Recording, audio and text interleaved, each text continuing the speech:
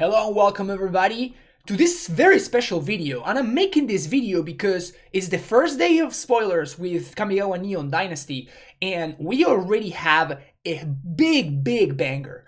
This, I think, it's going to be the most impactful card for Eternal formats, and again, I'm very well aware this is the very first day of spoilers, but I would be extremely surprised if they manage to print any other card that's going to be more impactful than the one that I'm about to show you, at least for the modern format. This card is going to completely revolutionize Amulet Titan, and I think it's the most impactful card that we have seen in years. If you're enjoying this content, make sure you hit that like and subscribe button, and let's get into it. So this right here is the big one. So what we have is a land, a legendary land that it taps for green and it has the ability of channel. It says, for 1 and a green, you discard beside you who endures, destroy target artifact, enchantment, or non-basic land that opponent controls. That player may search their library for a land card with a basic land type, so that means that they can actually search for either triumphs or shock lands. Put it onto the battlefield, then shuffle. Then it says this ability costs 1 less to activate for each legendary creature you control. Now, let's talk about the implications of a card like this. Obviously, what I'm talking about, as far as Amulet Titan goes, is Blood Moon. This is a land card that allows us to destroy Blood Moon, which is huge. It is absolutely huge because of how the deck is constructed, right? Like, the deck is entirely constructed around lands. So we are already playing cards like Tolero West, which can allow us to go fetch for this. We're already playing cards like Expedition Map, which combos very well with Ursa Saga. And now the fact that both of these cards can allow us to directly answer a Blood Moon, it's a massive deal. Also, Boseiju enters untapped, and it taps for green. This is massive because the Amulet Titan mana base sucks. We're already struggling to keep a consistent amount of untapped green sources that can allow us to cast our spells, and this just does it for free. And the best thing about it all is that we are already playing bounce lands. So you can play your Boseiju on turn 1, you tap it to cast your Arboreal Grazer, you play your Simigrowth Chamber, boom, Boseiju is back in your hand. Whenever your opponent plays any problematic permanent, just answer it like that. And to boot, if you happen to have an Azusa laying around, all of a sudden it only costs a single green mana. This is ridiculous. Well, we obviously talked about the most obvious problematic card for a deck like Amulet, which is Blood Moon, but what if your opponent tries to lock you out with Chalice of the Void? Do you want to play the Chalice on 2? I'm sorry, I'm just gonna blow that up with my Boseiju. Do you want to play an Ensnare Bridge so I can't attack Khan the Great Creator?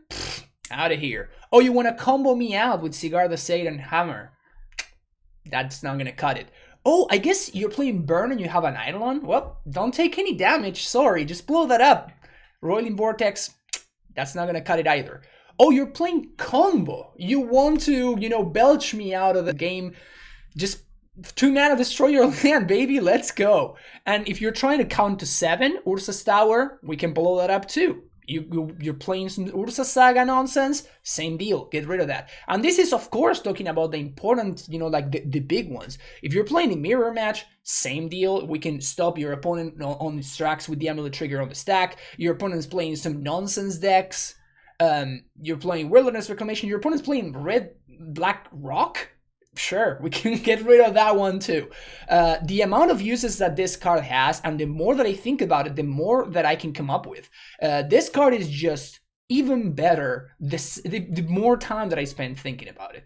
The funniest part about this is that you can't Thoughtseize these, and even more importantly, you can't counter this. Like, out of the Murktide decks, which are very problematic, you find yourself in situations where you need to bring in your Force of Vigors and your Outland Liberators, or like this kind of cards, in order to answer their Blood Moons, which are a big deal, and then your opponent drops their Blood Moon and they counter your spell. Well, they can't do this with Boseiju. They just cannot interact with what you're doing. So that means that Blood Moon is gonna get answered, and you're gonna get to untap, and you're gonna be able to throw that Primeval Titan to their face.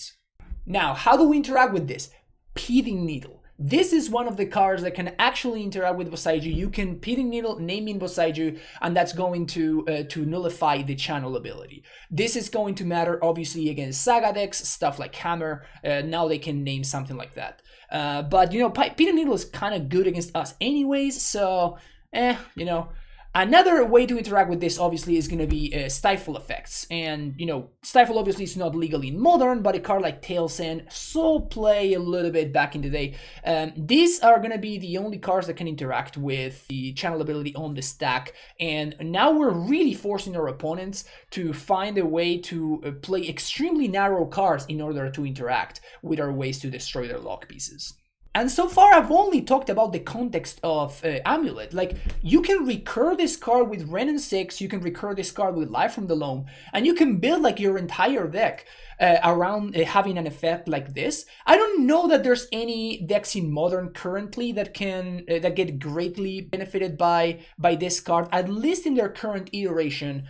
Like, you know, John Saga or 4-Color Yorion are the two Ren and 6 decks that come to mind. But I think that, you know, potentially decks like Naya Lands, which I've been playing and working on for a while, can make good use of this card in a Ren and 6 shell. That kind of wraps up my thoughts about this card. And again, this is only talking about Modern. This card is obviously going to be really, really impactful in formats like Vintage and Legacy as well. But, you know, I'm no master of those formats, so, you know, somebody else is going to have to figure those one out. I think that this card is the most impactful card that we're going to see for the set, and it's definitely the most impactful card that we have seen for Amulet decks since the printing of Once Upon a Time. I think this card is even more impactful for Amulet than Castle Gernbreak and even Dryad of the Elysian Grove. I think this card is absolutely nuts, and I expect this to be... I'm going to be starting with at least 2 copies in the main deck, maybe a 3rd copy in the sideboard, because I think this card is that good, it's that important, and it's going to be that impactful. Hopefully you enjoyed this content. Make sure you leave me those comments down below. Tell me what you think about it, and I will see you in the next video, folks. Take care, and bye-bye.